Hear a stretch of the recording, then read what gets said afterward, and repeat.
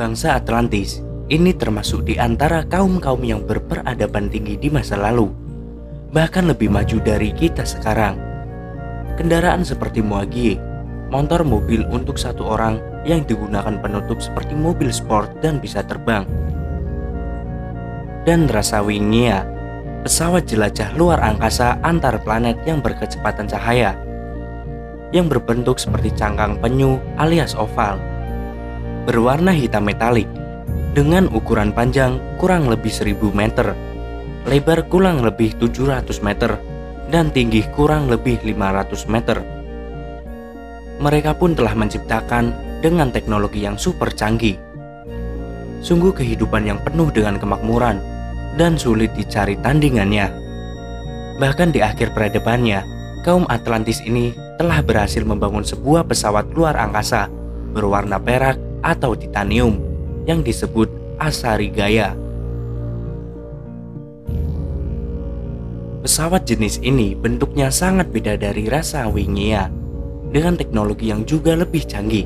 Ukurannya pun jauh lebih besar. Sementara tujuan pembuatannya untuk menjelajah ke sistem tata surya dan galaksi lainnya.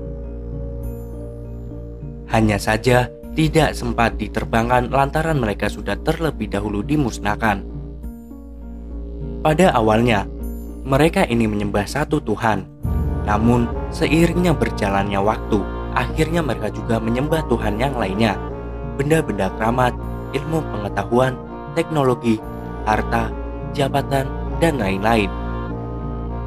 Dengan perilaku buruk seperti itu, mereka hanya akan mengingat Tuhan di saat butuh saja. Sedangkan ketika mereka senang, mereka akan lupa kepadanya. Bahkan tak sedikit yang sudah benar-benar lupa dengan Tuhannya, alias tidak percaya lagi dengan keberadaan Tuhan yang hakiki. Mereka juga senang berbuat zina dan berbagai bentuk maksiat lainnya.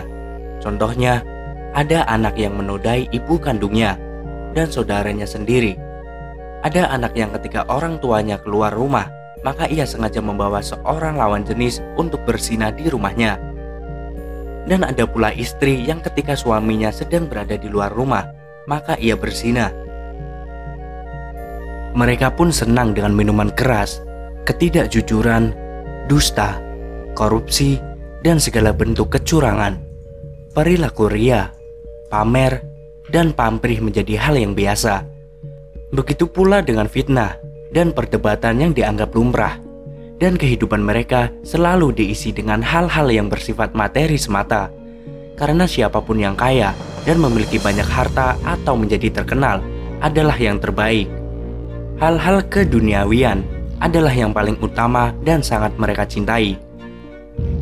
Sehingga apa yang sudah terjadi di bangsa Atlantis saat itu sangat mirip dengan apa yang sudah terjadi di masa kini sejak lama, khususnya di negeri ini. Oleh sebab itulah, hukuman yang setimpal harus diberikan kepada kaum yang lupa diri tersebut. Tapi menjelang diturunkan azab, maka diutuslah seorang nabi kepada mereka, Salbi alaihi salam namanya. Beliau ini berasal dari sebuah negeri yang ada di Timur Tengah, yang pada masa itu tidak berupa gurun alias masih sangat hijau, berpawakan gagah, tubuh tegap, berkulit putih kecoklatan, warna matanya biru dan cukup tinggi untuk orang di zamannya. Dan beliau ini diberikan umur panjang, yaitu hingga mencapai 2000 tahun lebih. Itu sejak kelahirannya. Karena setelah itu, beliau menghilang, diangkat ke langit, dan beberapa kali pernah diperintahkan untuk kembali ke bumi demi menyampaikan risalah Tuhan kepada beberapa kaum yang ada. Awalnya sang nabi mengingatkan kepada orang yang tinggal di luar kota, golongan awam atau rakyat jelata, untuk kembali ke jalan Tuhan yang benar. Selama 10 tahun, beliau berdakwah kepada golongan ini, dan sebagai dari mereka perlahan-lahan mau mengikuti ajaran dakwah itu. Dan setelah cukup waktu, beliau pun diperintahkan oleh Yang Aruto, Tuhan Yang Maha Esa, untuk berdakwah kepada penduduk yang tinggi di pusat kota. Ketika memasuki kota, beliau lantas dicurigai sebagai musuh. Ini karena ada fitnah yang sengaja disebarkan oleh mereka yang tidak menyukai dakwah sang nabi. Beliau lalu diserang dari segala penjuru dengan berbagai jenis senjata dan peralatan. Bertubi-tubi serangan dilancarkan kepada Nabi Salbi alaihi salam ini. tetapi atas izin Tuhan beliau selamat. Tidak ada satupun yang bisa mengenai tubuhnya. Melihat kejadian luar biasa itu, pasukan yang awalnya menyerang segera berhenti. Nabi Salbi alaihi salam pun diminta keterangan tentang apa tujuannya datang ke kota Atlantis. Beliau pun menjelaskan bahwa maksud kedatangannya saat itu tidak untuk merusak kedamaian kota, karena ia datang dengan tujuan yang baik dan hanya mengajak kepada kebenaran yang sejati. Setelah cukup menjelaskan, akhirnya bisa dipahami oleh komandan pasukannya. Kisah pun berlanjut. Nabi Salbi alaihi salam kemudian diperkenalkan untuk langsung bertemu dengan penguasa kerajaan Atlantis yang bernama Paria Habirayatra. Saat itu, beliau tidak menyia-nyiakan kesempatan dan langsung mengingatkan tentang terutama tauhid kepada sang raja. Beliau juga mengatakan untuk mau menengok langsung beberapa buruknya akhlak bangsanya saat itu, lalu mengajak mereka semua untuk kembali ke jalan yang benar. Tetapi apa yang terjadi?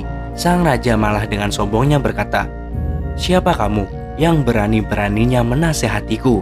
Aku adalah raja dan memiliki kekayaan yang tiada bandingnya. Teknologi kami yang sangat maju itu pun atas berkat kecerdasan dan kemampuan diri kami sendiri. Tidak ada yang bisa mengganggu atau mencelakai kami, karena kamilah yang terbaik." Mendengar kata-kata itu, bahwa dakwah yang disampaikan oleh sang nabi serasa tidak berarti lagi, dan meskipun tetap berusaha, namun pada akhirnya usaha dakwanya kepada penguasa Atlantis saat itu gagal total. Sang raja tidak pernah mau mengikuti ajakan kebaikan yang ditawarkan oleh sang nabi. Bahkan setelah diberi kabar akan datangnya azab Tuhan yang sangat perih kepada kaum mereka, sang raja tetap saja dengan kekufurannya. Begitu pula sebagian besar penduduknya masih saja larut dengan berbagai bentuk dosa dan kekonyolannya sendiri. Oleh sebab itulah, sang nabi lalu pergi meninggalkan pusat kota dan kembali ke rakyat di luar kota untuk terus berdakwah hingga pada waktu yang telah ditentukan. Dari kisah tersebut, maka dapatlah kita mengambil pelajaran dan peringatan yang berharga bahwa berbagai kenikmatan yang telah didapatkan bukanlah pertanda kemuliaan.